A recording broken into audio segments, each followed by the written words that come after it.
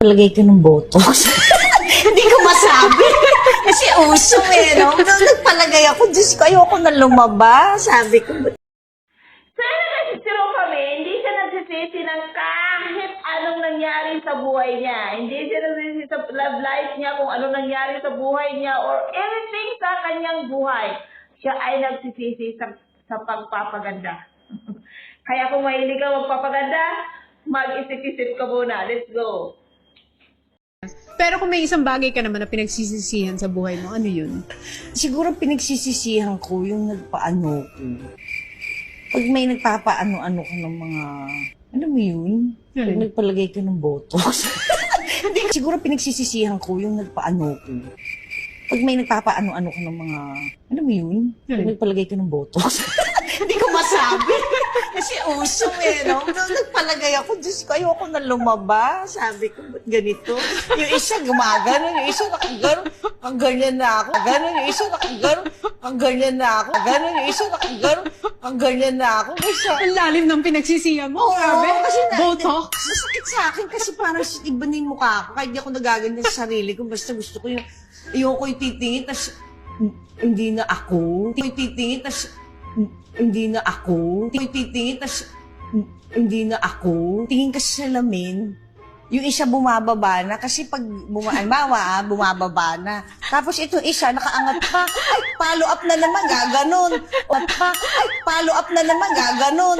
Oh, eh di ba, tas titingin ka na naman, isa na naman pag, ay, ulit-ulit. Ay, sabi ko, ayoko na lumabas.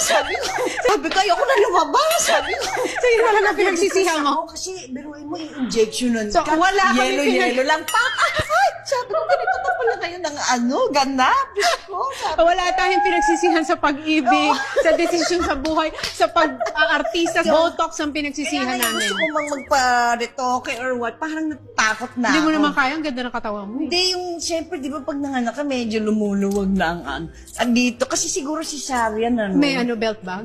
parang, Pero ang sexy mo pa rin kahit niya anong ngayon. workout ko, lahat talagang, Bigay na. talagang todong-todo na ako. Lahat, sige, woo, Sweet. pag gano. Swimming, all. Wala pa rin. Parang nandun na nga ako nakatambay sa clubhouse and all. Hindi ko pa rin pumapayat.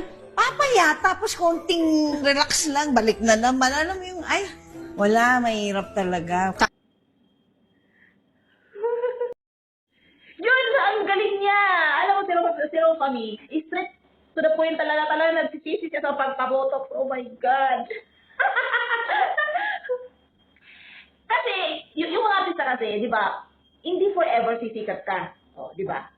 Hindi forever ay milyon-milyon ng kita mo sa pag-artista. Kasi yung pagpabotox kasi, mostly gumagamit yung mga artista, guys. Mostly nakita na lang yung artista.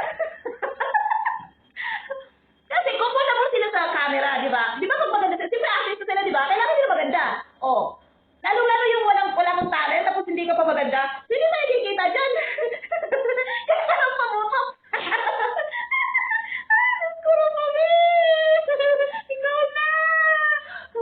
Kasi yung pagpabutok, guys, isip yan sa'yo. So, kung artista ka, kailangan magpabutok, kailangan maging maganda talaga para comfortable ka sa TV o sa camera na sa mga movies mo. Di ba? Artista ka eh, kailangan maging maganda. Comfortable. Meron naman din na kontento na sila sa ganda nila. Mayroon naman din na, kailangan na maganda kasi artista sila, di ba? Maraming magpaka-picture, gano'n. Magagawin kang profile ng iba. Ay, sana all. Di ba? Kasi artista na eh. Oh, ngayon, kung wala ka nang hindi ka na sikat, so hindi na milyon-milyon yung mga kinikita mo, di ba? Hindi kasi forever talaga sisikat ka eh. Di ba? O, ngayon, kailangan magkaroon ng pera kasi pag nagpaputos ka, bababa yung stain, ba? Ano, may spray data yung ilalagay sa yung gamot na kailangan magiging, halimbawa, yung ilong mo, ipapabotox mo yan, i-inject lang yan, tapos tataangas ang ilong mo. Ang galing ha! Shout out sa mga nagbubotox ha! Ang galing talaga! Alam mo, i-inject ka na lang, tapos tataangas ang ilong mo, tapos i-inject nilang dito, tapos gaganda na ang, ano ba to? Mukha mo. Di ba? Ang galing! Ang galing talaga dyan! Shout out sa inyo! Pero kasi, kailangan may pira ka. Oh. Kailangan mo kasi i-maintain yung gamot na ilalagay sa i-inject sa'yo. Oh. Paano kung wala ka ng pang-inject, di ba?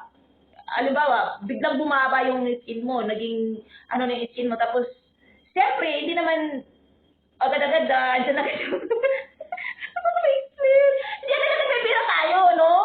Kasi pinaghirapan mo muna, di ba, bago makarating yung pera sa'yo. So, kailangan mo magtrabaho. Eh, paano kung yung mukha mo, ano na, sira na.